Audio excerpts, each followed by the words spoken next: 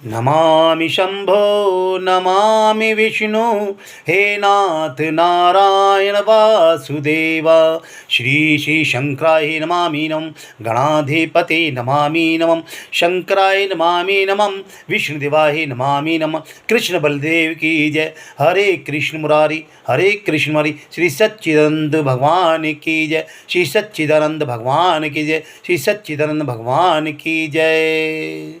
आदरणीय भक्तों, नमस्कार है। हरिहर आपको विक्रमी संवत 2079 चल रहा है, कार्तिक मास, और आप सभी को कार्तिक मास की बधाई। तो आइए प्रारंभ करते हैं तीसरे दिन की कथा को, जो चंद उपाय और चंद जानकारी के साथ लेकर के आए हैं। कोई गलती हो जाए तो उसके लिए हम क्षमा चाहते हैं। बोलो सच्चिदानंद सद्गुरु भगवान की जय। बोलो कृष्ण बलदेव की जय। बोलो ठाकुर महाराज की जय। बोलो कार्तिक मास की जय। जय जय श्री चंद्राय नमः। जय जय श्री हरिहर महाराज की जय। साथियों, कल तक अभी हम नियम बता रहे थे भक्तगणों को और सभी को। आज हम आपको बताएं कि कार्तिक मास जो है कितना महत्वपूर्ण होता है। ये तो आपने जानकारी ले ही ली है, आपने उसमें तुलसी की महिमा भी जान ली है। तो ये आज हम बताते हैं कि इसमें तुलसी की महिमा का क्या महत्व होता है। ब्रह्मा जी ने फरमाया है और दर्शाया है, कहा है कि कार्तिक मास में जो भक्त प्रातःकाल स्नान करके पवित्र हो कोमल तुलसी दल से भगवान दामोदर की पूजा करता है, वह निश्चय ही मोक्ष को प्राप्त करता है। पूर्व काल में भक्त विष्णुदास भक्ति पूर्वक तुलसी पूजन से शीघ्र ही भगवान के धाम को चले गए थे, और राजा चोल उसकी तुलना में गौण हो गए। तुलसी से भगवान की पूजा पाप का नाश और पुण्य की वृद्धि करने वाली है, और अपनी लगाई हुई तुलसी जितना ही अपने मूल का विस्तार करती है, उतने ही सहस्त्र युगों तक मनुष्य लोक और ब्रह्मलोक में प्रतिष्ठित रहता है। यदि कोई तुलसी संयुक्त जल में स्नान करता है तो वह पाप मुक्त हो आनंद का अनुभव करता है। जिसके घर में तुलसी का पौधा हो विद्यमान है, उसका घर तीर्थ के समान है।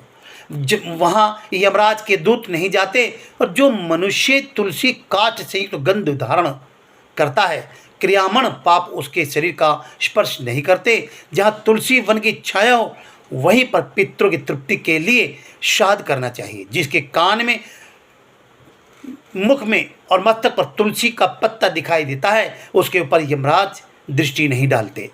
प्राचीन काल में हरिमेधा और सुमेधा नामक दो ब्राह्मण थे।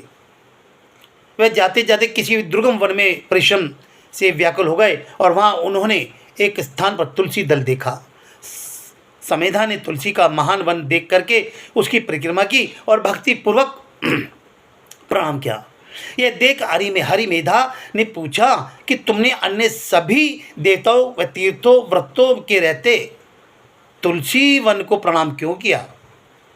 तो सुमेधा ने बताया कि प्राचीन काल में जब दुर्वासा के शाप से इंद्र का ऐश्वर्य छिन गया, तब देवताओं और असुरों ने मिलकर समुद्र मंथन किया, तो धन्वंतरी रूप भगवान श्री हरि और दिव्य औषधियाँ प्रकट हुईं।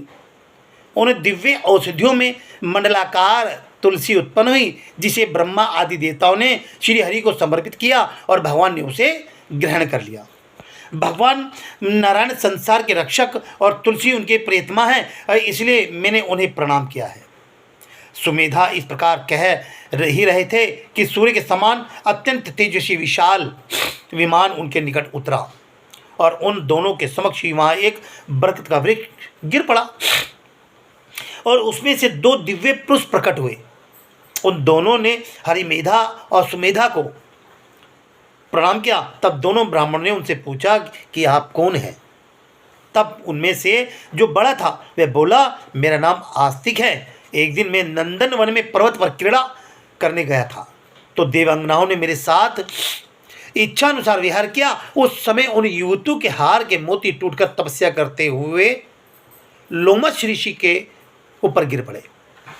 यह देखकर मुनि को क्रोध आया। उन्होंने सोचा कि स्त्रियां तो परतंत्र होती हैं, अतः यह उनका अपराध नहीं, दुराचारी आस्तिक की पाप के योग्य है। ऐसा सोचकर उन्होंने मुझे शापित किया, अरे तू ब्रह्म राक्षस होकर बरगद के पेड़ पर निवास कर। जब मैंने विनती से उन्हें प्रसन्न किया तो उन्हें शाप से मुक्ति होकर होने की विधि बताई। तब जब तू किसी ब्राह्मण के मुख से तुलसी दल की महिमा सुनेगा तो तत्काल तुझे उत्तम मोक्ष प्राप्त होगा। इस प्रकार मुक्ति का शाप पाकर मैं चिरकाल से इस वट वृक्ष पर निवास करता था। आज देववश उसके दर्शन से गिरा और चिरकाल से इस वट वृक्ष पर निवास करता था। आज देववश आपके दर्शन से मेरा छुटकारा हुआ है। तत्पश्चात ये दोनों श्रेष्ठ ब्राह्मण परस्पर पुण्यमयी तुलसी की प्रशंसा करते हुए तीर्थ यात्रा को चल दिए। इसलिए भगवान विष्णु को प्रसन्नता देने वाले इस कार्तिक मास में तुलसी की पूजा अवश्य करनी चाहिए। और साथ ही बताया कि आंवला भी इसमें महत्वपूर्ण है। कार्तिक मास के शुक्ल पक्षी चतुर्दशी का नाम वैकुंठ चतुर्दशी है।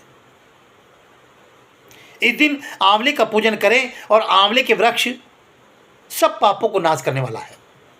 इस दिन आंवले के वृक्ष की छाया में जाकर राधा सहित श्री कृष्ण जी का पूजन करना चाहिए।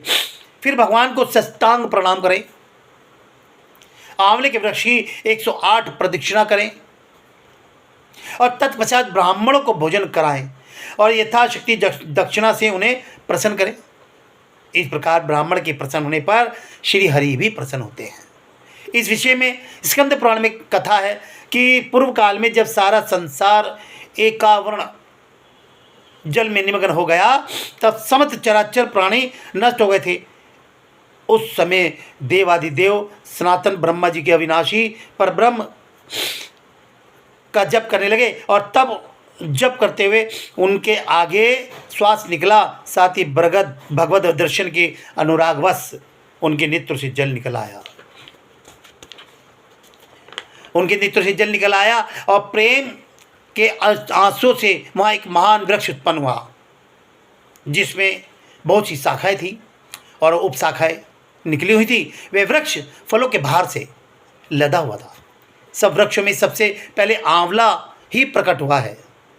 सब फलों में, सब वृक्षों में सबसे पहले आंवला, इसलिए इसे आदिरोह कहा गया है। इस प्रकार ब्रह्मा जी ने पहले आंवला उत्पन्न किया, फिर समस्त वनस्पति और प्रजा की सृष्टि की। जब देवता आदि की भी सृष्टि हो गई तब सब देवता उस स्थान पर गए जहां आंवले का वृक्ष था। उसी समय आकाशवाणी हुई, ये आंवले का वृक्ष सब वृक्षों में श्रेष्ठ है क्योंकि ये भगवान विष्णु को प्रिय है। इसके उपरांत और समरण मात्र से मनुष्य गोदान का फल प्राप्त करता है और इसके दर्शन से दुगुना और फल खाने से 3 गुना पुण्य होता है। अतः सर्वथा प्रयत्न करके आंवले के वृक्ष का सेवन करना चाहिए। भगवान को प्रिय होने से ये सब पापों का नाशक है। समस्त कामनाओं की सिद्धि के लिए भी आंवले के वृक्ष का पूजन उचित माना गया है। कार्तिक मास में सब प्रकार से यत्न करके आंवले की छाया में बैठकर श्री कृष्ण की प्रतिमा के सन्मुख कथा श्रवण करें। जो व्यक्ति कार्तिक में आंवले और तुलसी की माला धारण करता है उसे अनंत पुण्य की प्राप्ति होती है। तुलसी और आंवले की माला से अनंत पुण्य की प्राप्ति होती है। आंवले की छाया में बैठकर दीपमाला समर्पित करनी चाहिए और तुलसी के अभाव में यह शुभ पूजा मानी जाती है। आंवले की करनी चाहिए उसकी एवज में। आंवले की छाया में कार्तिक मास में ब्राह्मण दंपत्ति को एक बार भोजन से प्रसन्न करके वहीं बैठकर स्वयं भी भोजन करने से व्यक्ति अन्न दोष से मुक्त हो जाता है। जिस व्यक्ति पे अन्न दोष लगा हुआ हो वो मुक्त हो जाता है। लक्ष्मी प्राप्ति की इच्छा वाला मनुष्य सदा आंवले के जल में स्नान करे। जिस व्यक्ति को धन की, लक्ष्मी की आवश्यकता है वो आंवले के जल में स्नान करे प्रतिदिन। और कुछ इसमें तिथियां बताई गई हैं जिसमें आंवले को मतलब ना खाया जाता है, ना छुआ जाता है, ना दान दिया जाता है। कुछ तिथियां भी आती हैं बीच में बताएंगे। लक्ष्मी प्राप्ति की में इच्छा वाला मनुष्य सदा आंवले के जल में स्नान करे। अच्छा, कुछ बताया जाता है कि नवमी, अमावस्या, सप्तमी, संक्रांति के दिन तथा रविवार, चंद्र ग्रहण, सूर्य ग्रहण के अवसर पर आंवले से स्नान नहीं करना चाहिए। कुछ तिथियाँ मैंने अभी बताई थी, वो मैं दोबारा दोहराता हूँ। नवमी, अमावस्या, सप्तमी, संक्रांति के दिन, रविवार, चंद्र ग्रहण और सूर्य ग्रहण के अवसर पर आंवले से स्नान नहीं करना चाहिए। जो मनुष्य आंवले की छाया में बैठकर पिंडदान करता है उसके पितृ भगवान विष्णु के प्रमाद से मोक्ष होकर बेकुंठ हो जाते हैं। जिसके शरीर की हड्डियां आंवले के जल से धोई जाती हैं वह फिर गर्भवास में नहीं आता।